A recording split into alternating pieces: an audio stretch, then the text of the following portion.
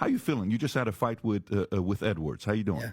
I'm doing good. I mean, I didn't get touched. Look at my face, man. I don't got a scratch on it. Yeah, you do look good. You have no scratch. How'd you feel about the fight, though? How'd you feel about the fight? I mean, looking it back, I doubled him in strikes count. I had 5 minutes of control time. He didn't have 1 minute. So I feel like I beat him in the fight. I broke my foot in like the first 30 seconds of the fight that people don't know about yet. The x-rays will start coming Straight out. up, because you're in a boot. I mean, people can't obviously see it, but you broke your foot in the first minute of the fight? The first minute of the fight. Like, I had the picture on my phone, like the exact moment where it landed on his elbow. No shit. Yeah. Can we see it? Yeah, for sure. Of course. First minute. And First minute. And Colby, right off the once that strike hits, Colby, in your head, you're like, it's broke. Yeah, you know it. You feel it swelling up where you're just like, oh, like that. At the end of the first round, you're just like, man, that hurts. Like, usually I sit on the stool, and I didn't want to sit down in the stool.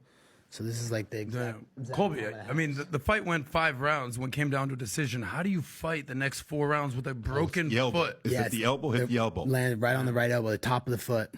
Wow.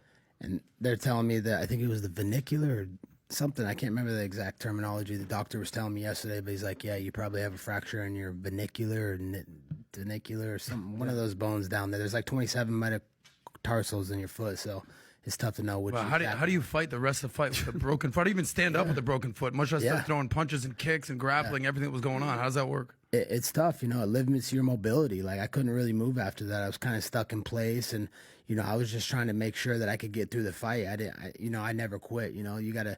I always channeled the strength of the first responders in our military because, that's the cloth that I was cut from. My grandfather flew in the Korean and Vietnam Wars. So, if he's looking down on me, he's not going to be happy unless I fight to the end, fight to the death.